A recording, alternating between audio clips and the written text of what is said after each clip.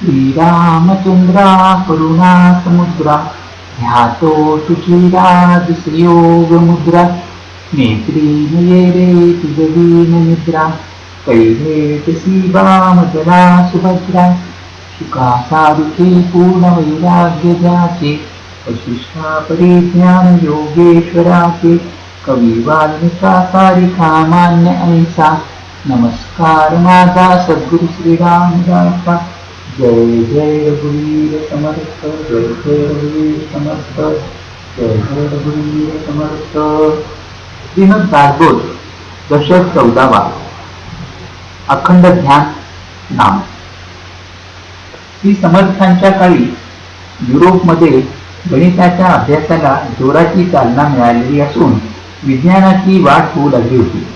तरी पण विचारवंतांच्या मनावर धर्माची पकड होती. भारतीय समाजात विचारवंत मानसिकदृष्ट्या शिक्षित झाले होते. त्यांच्यात भौतिक शास्त्रांची प्रेरणा तर नव्हतीच, पण अध्यात्माच्या दृष्टीने सुद्धा भारतीय समाज थंड पडला होता.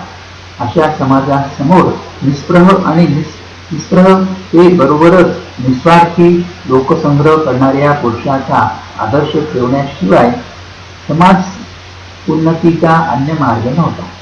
अशा निस्वार्थी व निस्पृह लोकनेत्यांचे चरित्र कसे असावे याबद्दलचे सर्वांगीण वर्णन या दशकामध्ये आढळते. लोकांना शहाणपण शिकवून तयार करणाऱ्या पुरुषांचे लोकांवर निस्वार्थी प्रेम असावे लागते. निस्वार्थी प्रेम उत्पन्न होण्यास देहबुद्धी नामशेष व्हावी लागते. देहबुद्धी क्षीण होण्यासाठी आत्मबुद्धी अंगी यावी लागते आणि आत्मबुद्धी अंगी स्थिर होण्यास भगवंताचे अखंड ध्यान करावे लागते. म्हणून जो कोणी भगवंताचे अखंड ध्यान करतो त्याच्या अंगी निस्वार्थी प्रेम सहजच निर्माण होते आणि मग लोकांना मार्गदर्शन करण्याचे सामर्थ्य त्याच्या अंगी प्रगट होते. कोणत्याही समाजातील सामान्य माणूस स्वार्थी असतो. तो प्रपंचात गुंतलेला असतो, पण त्याच्याबरोबर प्रत्येक समाजात काही निस्वार्थी माणसेही असावी लागतात. भारतीय समाजात ब्राह्मण वर्ग असा होता. त्याचा अधःपात होऊन तो जेव्हा स्वार्थी बनला तेव्हा भारतीय समाज कुजू लागला. हे बघून श्री समर्थांना फार वाईट वाटले. भारतामधील समाज वर उचलायचा म्हणजे हिमालय उचलण्यासारखे आहे. हे काम अंशतः का होईना पण श्री समर्थांनी केले. हे त्यांचे आपल्यावरील खरे उपकार समजावे. आता आपण पहिला समास निस्पृह लक्षण नाम याचा सारांश पाहूया. इतर समासांच्या मानाने हा समास बराच मोठा आहे. 80 ओव्यांचा आहे. यात पुढील 6 गोष्टी प्रामुख्याने नजरेत धरतात. 1. श्री समर्थांनी स्वतःची भाषा कशी आहे ते सांगितले आहे. आपली भाषा साधी पण स्पष्ट, सडेतोड आणि परिणाम करणारी आहे असे ते म्हणतात. 2. संबंध संपूर्ण समासामध्ये निस्पृह पुरुषाने काय करू नये याचेच वर्णन आहे, पण त्यावरून त्यांच्या काळी सामान्य समाज नेते कसे वागत असतील याची चांगली कल्पना येते. त्याचबरोबर लोक देखील नेत्याला कशी गळ घालीत असत हे सुद्धा समजते. 3. निस्पृहाला लोकसंग्रह करायचा असतो. तो करताना लोकांच्या वर्तमान जीवन पद्धतीशी त्याचा निकट संबंध येतो. तेव्हा लोकांचे मनोगत राखण्यासाठी त्याला एकांतिकपणे वागून चालत नाही, पण लोकांच्या संपूर्ण आहारी जाऊनही चालत नाही. अर्थात त्याचे वागणे समतोल पाहिजे. म्हणून विरोधी गुणांच्या जोड्या या समासात आढळतात. 4. लोकांमध्ये वावरत असता निस्पृहाने आपली नित्य साधना सोडता कामा नये. आपला निजध्यास कटाक्षाने सांभाळावा. 5. निस्पृहाने सर्व काही करावे, परंतु आपण कर्तेपणाने कोठेच टाकले नये. लोककल्याणाची सारी कामे परस्पर घडवून आणावी. 6. वाटेल ते झाले तरी आपले समाधान अभंग ठेवावे. अशा गुणांनी संपन्न नेता समाजाला लाभणे म्हणजे त्या समाजाचे मोठे भाग्यच होय. आता आपण दुसऱ्या समाजाचा सारांश पाहूया. समाज दुसरा, भिक्षा निरूपण.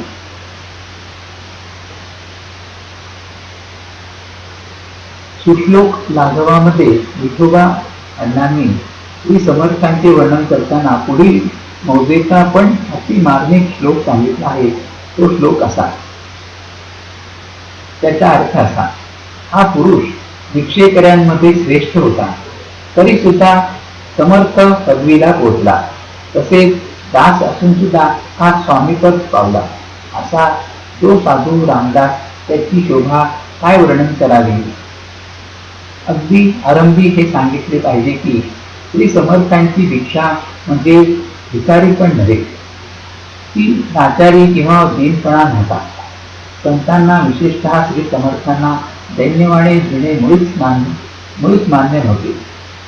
संपत्ती कमवायची ताकद असताना भगवंतासाठी किंवा आपल्या ध्येयासाठी स्वखुशीने दारिद्र्य पत्करणे त्याचे नाव भिक्षा होय.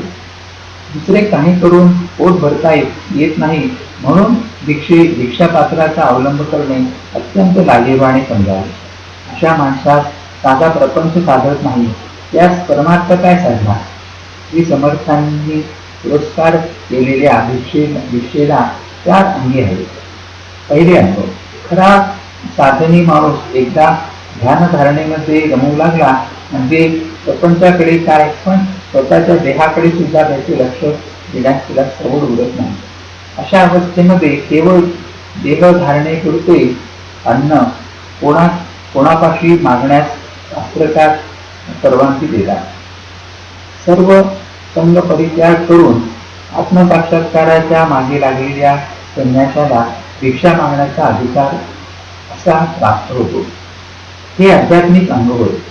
दुसरे, देहबुद्धीच्या माणसाला अखेर सर्वात मोठी काळजी असते ती स्वतःच्या देहाच्या भरण पोषणाची किंवा अन्न वस्त्राची. त्यासाठी सामान्य माणूस सर्वस्वी पैशाच्या अधीन असतो.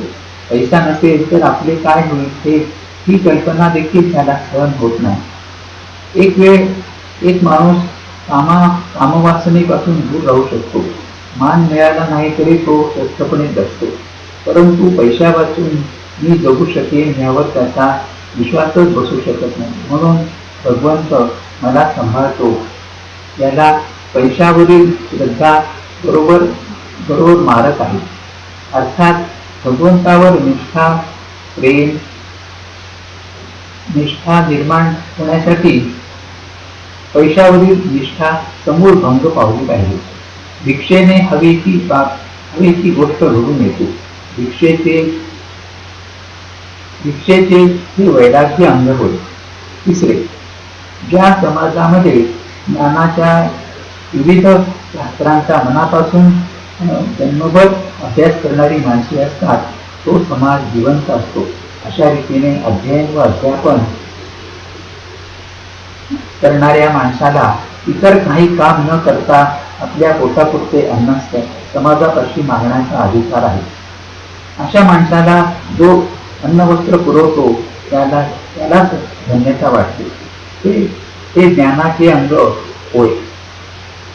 चौथे, लोकसंग्रही पुरुष निस्वार्थीपणाने आपले सर्वस्व समाजासाठी देतो तेव्हा समाजाने त्याच्या खाण्यापिण्याची सोय करणे उचितच आहे. परंतु असे असून सुद्धा तो भिक्षा मागतो याचे कारण असे की भिक्षेमध्ये स्वातंत्र्य असते, स्वावलंबन असते. माणसाचा सुटसुटीतपणा दिसतो तेव्हाही कोठेही जाता येते. अगदी गरीबातील गरीबात त्यास मिसळता येते. नवीन माणसे पाहायला मिळतात, नवीन अनुभव घेता येतात. एकंदरीत माणूस चतुरस्थ बनतो. अर्थात कालमानाप्रमाणे भिक्षेचे स्वरूप, पद्धती आणि प्रमाण बदलत असतात. आता आपण तिसरा समास, कवित्व कला निरूपण याचा सारांश पाहूया. मध्ययुगात आणि श्री समर्थांच्या काळात कला, नीती, तत्वज्ञान आणि परमार्थ यांचे फार निकटचे नाते होते. काव्य, कला, शास्त्र, तत्वज्ञान आणि परमार्थ यामध्ये पारंगत असणारी माणसे निस्वार्थीपणे समाजात मार्गदर्शन करीत असत. राजात देखील त्यांना मोठा मान देत असत. परमार्थाच्या क्षेत्रामध्ये कवीला फार उच्च स्थान होते. साधकाची आपल्या साधनामध्ये प्रगती होऊ लागली म्हणजे त्याचे अंतःकरण अति हळूवार बनते. अशा सूक्ष्म अंतःकरणाने विश्वांतर्गत अशी सौंदर्याची प्रचिती येते. त्याचा परिणाम होऊन साधक सुरेख भाव कविता करू लागतो. म्हणूनच शेकडा 99 संत कवी असतात. कवींचे महत्व आणखी एका दृष्टीने सांगावे लागते. माणूस रसलोलूप प्राणी आहे. रससेवन करण्याची त्याची लालसा कवी तृप्त करतो. प्रतिभेचे वरदान लाभलेला कवी जीवनाच्या उच्च पातळीवर चढतो. तेथे त्या समग्र जीवन समजून घेण्याची शक्ती येते. त्याला आकलन झालेला जीवनार्थ व्यक्त करण्याचा निरनिराळ्या वाटा प्रतिभेने त्याला दिसतात. त्यामधून नव्या नव्या काव्यरचना तयार होतात. प्रतिभेची कृपा असणाऱ्या कवींच्या काव्यात ओज, तेज आणि प्रसाद हे गुण असतात. अशा काव्यात फार मोठा आशय थोडक्यात सांगितलेला असतो. मानवी जीवनातील अपूर्णता, असहायता, चमत्कृती गूढता, सूक्ष्म संघर्ष आणि वासनांचा धुमाकूळ कवी आपल्या दिव्य वृत्तीने पाहतो व अनुभवतो. मग त्याच गोष्टी तो मोठ्या मार्मिक, खोचक, परिणामकारक आणि नादमधुर भाषेत व्यक्त करतो. अशा काव्याचे श्रवण केले असता दुःखी, कष्टी, संसाराने बांधलेल्या सामान्य माणसांना आपल्या परिस्थितीचा व देहाचा काही काळ जरी विसर पडतो. त्यातले त्यात ज्याला भक्तीचे वरदान आहे असा कवी आपल्या काव्याचे सामान्य माणसात देखील भगवंताविषयी आपलेपणा आणि जिव्हाळा निर्माण करतो. भक्ती मार्ग मूलतः नादब्रह्माची उपासना असल्याने भक्तिमार्गी कवीवर शारदा त्वरित कृपा करते. त्याची प्रतिभा जागी होऊन त्याला अगदी आपून शब्द सुरतात. त्याच्या तोंडून प्रासादिक वाणी बाहेर पडते. असा पुरुष साधनकालातील अनुतापयुक्त व प्रार्थना प्रधान काव्य बोलतो. तर सिद्धपणाच्या अवस्थेत स्वरूपानुभूतीचे रम्य वर्णन करतो किंवा उपदेशपर वचने सांगतो. अशी कविता अर्थातच स्थलकालाच्या बंधनापलीकडे असते. तिच्यामधील प्राण किंवा जिवंतपण म्हणजे कविता आत्मसाक्षात्कार करणे. शिवाय तिच्यामध्ये भाषा प्रभुत्व, चमत्कृती, रसभाव, चैतन्य, सौंदर्य, भव्यता, पावित्र्य, व्यक्तिलेखन, जीवन दर्शन आणि जीवन भाग्य या गोष्टी असतात. त्यामुळे ते काव्य ऐकल्यावर श्रोत्यांच्या मनावर चटकन परिणाम होतो. प्रथम त्याचा रसस्वाद घेतल्यानंतर श्रोते आपोआप त्यावर चिंतन करतात. मग चिंतनातून श्रोत्यांच्या जीवनाला भगवंताकडे वळण लागते. अशा रीतीने रंजन आणि आत्मबोध सुलभ करणाऱ्या कविता कलेचे वर्णन श्री समर्थांनी या समासामध्ये केले आहे. आता आपण चौथ्या समासाचा सारांश पाहूया. समास चौथा, कीर्तन दर्शन. शब्द चमत्कार हे उत्तम कवितेचे खंड होऊ शकते असे नुकतेच श्री समर्थांनी सांगितले आहे. या समासामध्ये असा एक छोटा शब्द चमत्कार आढळतो. येथे एकंदर 35 ओळी आहेत. क पासून ते क्ष पर्यंत एक एक व्यंजनासाठी एक एक ओळी घातली आहे. यात ड साठी न व य साठी य न साठी न, श साठी स ड साठी ल अशी अक्षरे योजलेली आढळतात. यासाठी ओवी नाही. विषय आहे कीर्तन आणि कीर्तनकार त्यांचा काही ओळ्यांमधील शब्दांचा भावबंध होय. हे योग्य वाटते. आता आपण 5व्या समासाचा सारांश पाहूया. समाज 5वा हरिकीर्तन हरिकथा लक्षण. कलियुगामध्ये कीर्तनाला फार महत्व आहे असे सर्व शास्त्रकार आणि साधुसंत सांगत आले आहेत. परमार्थात वृत्ती हृदयात स्थिर व्हावी लागते आणि ज्ञानमार्गात अत्यंत एकाग्र होऊन सूक्ष्म विचार करीत गेल्याने वृत्ती आपोआप अंतर्मुख बनते, सूक्ष्म होते आणि हृदयात स्थिरपणे वास करते. योग मार्गात आपल्या मनाचेच सामर्थ्य वापरून वृत्तीला प्रथम पसरू देत नाही आणि अंकुरित देखील होऊ देत नाही. अशा रीतीने वृत्तीमध्ये आवडणारे मनोबल कोंडून ठेवले की ते कुंडलिनीच्या सहाय्याने सुषुम्नेतून वर चढते आणि हृदयात स्थिर होते. या विज्ञान युगात माणूस भरमसाठपणे विषयाच्या नादी लागल्याने हे दोन्ही मार्ग सर्वसाधारण माणसाच्या आवाक्याबाहेर गेलेले आहेत. भक्ती मार्गामध्ये देखील एकांतात बसून भगवत कीर्तन करण्याची सवय नाही, सोय उरली नाही. अशा परिस्थितीमध्ये एक विचाराने भरलेल्या समूहामध्ये जे समष्टीमन किंवा मोठे समूह मन तयार होते त्याचा फायदा व्यक्तीला करून घेणे शक्य आहे. कीर्तनामध्येही सहज साधते. हरिकीर्तन मोठे आणि और असते. त्यामध्ये रसाळ कथा, नाट्य, संगीत, नृत्य, विनोद, भक्ती आणि अध्यात्म यांचे मोठे विलक्षण मिश्रण असते. त्यामुळे सर्व पातळीवरील, सर्व स्वभावांच्या, सर्व व्यवसायांच्या, सर्व परिस्थितीतील लोकांना एका भगवंत प्रेमाच्या पुण्यमय वातावरणात मिळवून सोडता येते. तेथे अगदी सामान्य माणूस सुद्धा काही काळ तरी थोडा अंतर्मुख झाल्याशिवाय राहत नाही. अशा रीतीने नकळत पेरलेले अंतर्मुखतेही कालांतराने वाढते आणि परमार्थाच्या मार्गावर जगामध्ये खरे व खोटे यांचे मिश्रण सगळीकडे भरले आहे. यामध्ये खरे कोणते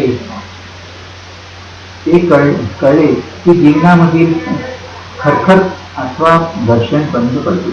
खोटे खोटेच असते, ते खोटेपणामुळेच माहिती होते. कहाणी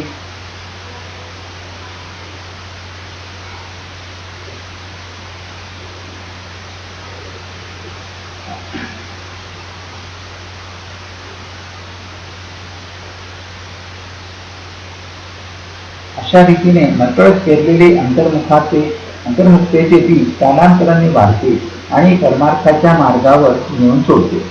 आपल्याकडील कीर्तन संस्थेने परमार्थ जगवण्याचा आणि वाढवण्याच्या बाबतीत फारच मोलाचे कार्य केले आहे, यात शंका नाही. कीर्तन करणारा हरिदास कसा असावा आणि त्याचे वर्णन, त्याने कीर्तन कसे करावे या दोन्ही गोष्टी समासात थोडक्यात पण फारच मार्मिकपणे वर्णन केले आहे. त्या अशा: पहिला, हरिदास उत्तम प्रकारचा साधक असावा. दुसरा, त्याच्यापाशी चौफेर विद्वत्ता असावी. तिसरा, तो चांगल्यापैकी कलावंत, विशेषतः गाणारा असावा, परंतु गाण्याला कीर्तनामध्ये मर्यादा असावी. चौथा, हरिदास अत्यंत निर्मत्सरी असावा. पाचवा, तो संतांच्या प्रेमातील असावा. सहावा, भगवंताच्या नामावर त्याचे प्रेम असावे व त्याचा संपूर्ण विश्वास असावा. त्याने कीर्तन असे करावे: पहिला, 1. सगुणाचे प्रेम वाढवावे. 2. भगवंताला करुणा उत्पन्न होईल अशी कथा सांगावी. श्रोत्यांच्या गुणदोषांची चर्चा करून घे. 4. वारंवार नामाचा घोष करावा. 5. साधुजन ऐकायला बसले तर अद्वैत प्रतिपादन करावे. भाविक लोकांसमोर वैराग्य आणि अनुताप प्रतिपादन करावे. 6. कीर्तनात सर्व रस असावे, परंतु शृंगार सांगताना स्त्रियांचे रूप लावण्य टाळावे. 7. आपले मन भगवंताशी गुंतवून कीर्तन करावे आणि श्रोत्यांचे मन भगवंताने भरून टाकावे. अशा हरिकथेने स्वतःचे व जगाचे कल्याण होते. आता आपण समाज 6वा चातुर्य लक्षण याचा सारांश पाहूया. हे दृश्य विश्व भास आहे, मिथ्या आहे, चातुर्य आहे असा कोणी कितीही आक्रोश केला तरी माणसाला अखेर या जगातच देखील मानव समाजातच आपले जीवन घालवावे लागते. शिवाय जीवनाचा जास्तीत जास्त फायदा होण्यासाठी माणसाने प्रयत्न केला तर तो करण्याचे सामर्थ्य त्याच्या अंगी आहे.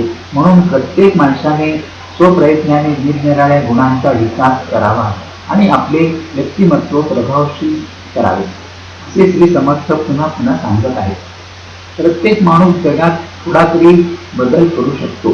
तो बदल करण्यास त्याने स्वतःपासून आरंभ करावा. स्वतःमध्ये बदल घडवून आणल्यावर त्याने इतर माणसांमध्ये तसाच बदल घडवून आणण्याचे व्रत स्वीकारावे. अशा रीतीने ज्या प्रकारच्या परिस्थितीत आपण जगात पाऊल टाकले तिच्यामध्ये थोडी का होईना पण सुधारणा करून जग सोडावे. स्वतःमध्ये आणि जगामध्ये कोणत्या प्रकारची सुधारणा करता येणे शक्य आहे त्याचे वर्णन या समर्थात आले होते. श्री समर्थांच्या सांगण्याचा भावार्थ असा की माणसाला शहाणपण चुकता येते. 2. अंगी नसलेल्या उत्तम गुणांचा मनापासून अभ्यास करता येतो. 3. ऐश्वर्य मिळून भोगावे. 4. शरीराने व मनाने जिंकावे. 5. व्याप वाढून वैभव भोगावे. 6. बहुतांचे अंतरी भरावे. 7. शहाणे करावे जनक आणि पतित करावे पावन.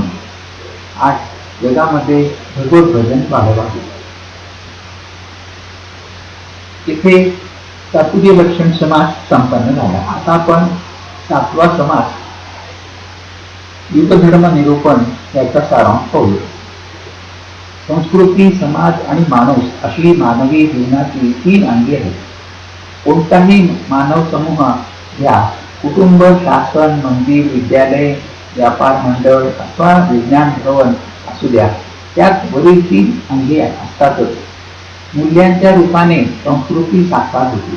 माणसांमधील परस्पर संबंधीचे जे जाळे निर्माण होते त्यामध्ये सामाजिक जीवन आकार घेते आणि प्रत्येक माणसाचे समाजातील स्थान, त्याचा दर्जा, त्याची भूमिका, त्याचे हक्क आणि त्यांची कर्तव्ये या कार्यातून व्यक्तींचे जीवन विकसित होते.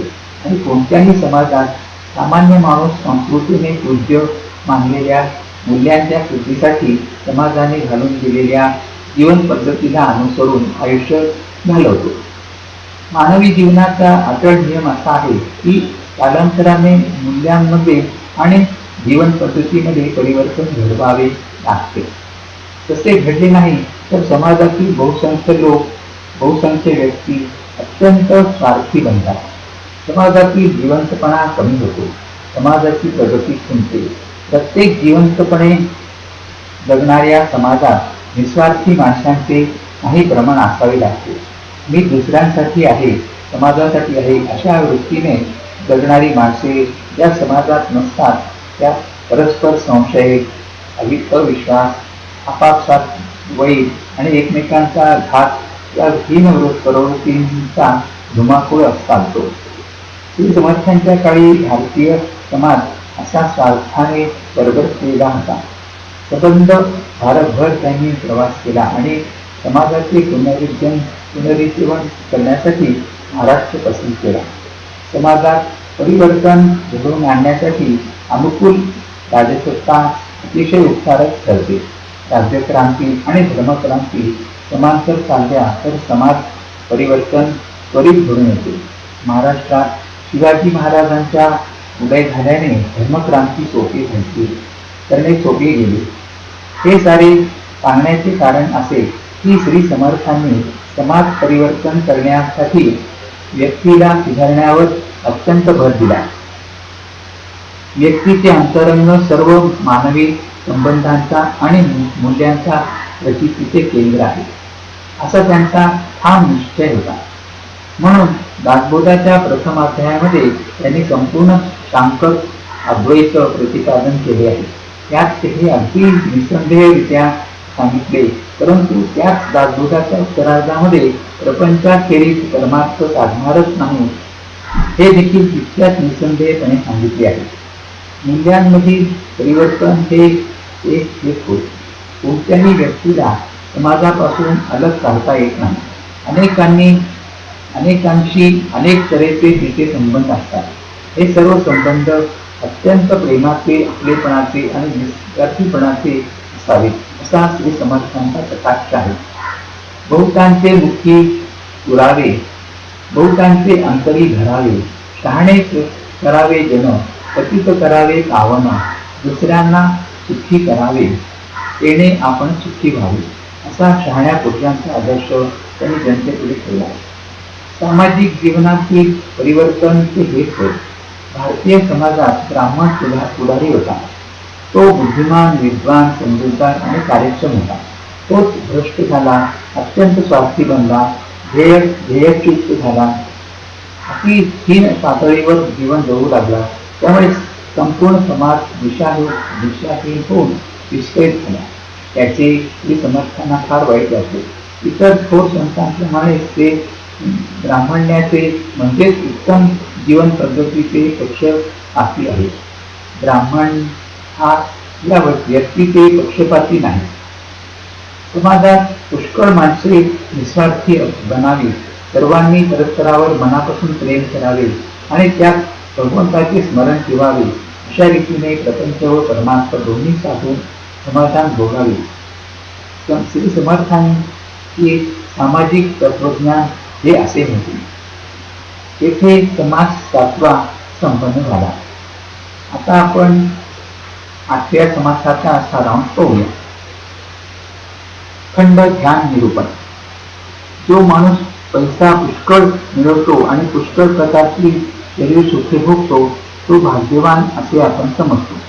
संतांची आणि श्री समर्थांची भाग्यवान पुरुषाची व्याख्या निराळी आहे. ज्याच्या अंतःकरणात भगवंताला स्थान तोच खरा भाग्यवान अशी श्री समर्थांची भाग्यपुरुषाची कल्पना आहे. त्यांचे म्हणणे असे की भगवंत शुद्ध जाणीव स्वरूप आहे. जगातील यच्चावत प्राण्यांच्या अंतर्यामी तो वावरतो. जो शुद्ध जाणीवेला वश करून घेतो त्यास सगळे प्राणी आपोआपच वश होतात. सर्व प्राणी वश झाले की माणसाला काहीही कमी पडत नाही. हेच भाग्यवंताचे लक्षण होते. माणसामधील शुद्ध जाणीव म्हणजे त्याच्या हृदयात वास करणारे आत्मस्वरूप समजावे. त्याचे ज्ञान करून घेण्यास त्याचे अखंड ध्यान करावे लागते. अखंड ध्यान लागण्यास त्याचे अखंड स्मरण करावे. याशिवाय अन्य उपाय नाही. माणसे मानसपूजा करतात, त्यामध्ये उपासना मूर्तीचे ध्यान करतात. पण अशा ध्यानामध्ये ध्यान करणारा मी आणि ज्याचे ध्यान करायचे तो वेगळेपणाने उरतात. त्यामुळे पुष्कळ साधन करून देखील अशी माणसे स्वरूपापर्यंत पोहोचू शकत नाही. वास्तविक आपण आपल्या स्वरूपाशी अनन्यच आहोत, परंतु भ्रमाने आपण स्वतःला वेगळेपणाने पाहतो. ही अनन्यता साधली की खऱ्या देवाचे दर्शन घडते. आता आपण 9व्या समासाचा सारांश पाहूया.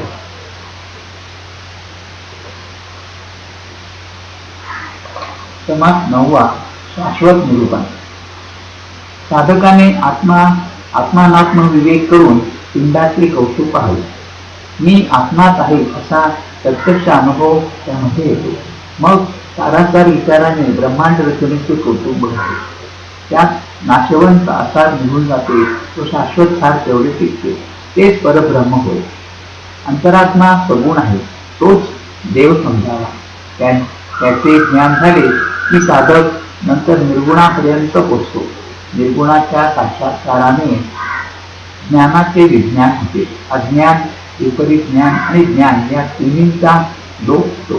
तेव्हाच विज्ञान उदय पावते. निरंतर निर्विकारपणाने असणारे ब्रह्म ज्ञानदृष्टीने पाहावे व त्याच्याशी अनन्य होऊन राहावे. अशा अनन्यतेला आत्मनिवेदन म्हणतात. मायेची भीड न धरता ते भ्रमरूप आहे ते सारे बाजूस सारावे म्हणजे परब्रह्म होते. येथे समास 9वा संपन्न झाला. आता समास 10व्याचा सारांश आपण पाहूया. समास 10वा माया निरूपण. समर्थ म्हणतात सद्वस्तू अशी आहे तशीच जर माणसाच्या अनुभवात आली असती तर माणसास भ्रम झालाच नसता. पण माणसाचे मन अज्ञानमय असल्याने सद्वस्तू जशी आहे तशी ती अनुभवू शकत नाही. जे जसे नाही ते तसे माणसाच्या मनाला भासते. असते एक आणि दिसते भलतेच याचे नाव माया होय. मायामय विश्व इंद्रिय गोचर आहे. इंद्रियांना प्रत्यक्ष दिसते. सद्वस्तू अथवा परब्रह्म अतिंद्रिय आहे. इंद्रियांच्या अनुभवाच्या पलीकडे आहे. पण मायामय विश्व दिसत असले तरी ती नाशवंत आहे. सद्वस्तू दिसत नसली तरी ती अविनाशी आहे. माया कल्पना मात्र कशी आहे हे समजून देण्यासाठी या समासात श्री समर्थांनी एकामागून एक पुष्कळ दृष्टांत दिले आहे. येथे दशक 14वा संपन्न झाला. हरिओम तत्सत. हरिओम तत्सत. हरिओम तत्सत. जय जय रघुवीर समर्थ. जय जय रघुवीर समर्थ. जय जय रघुवीर समर्थ.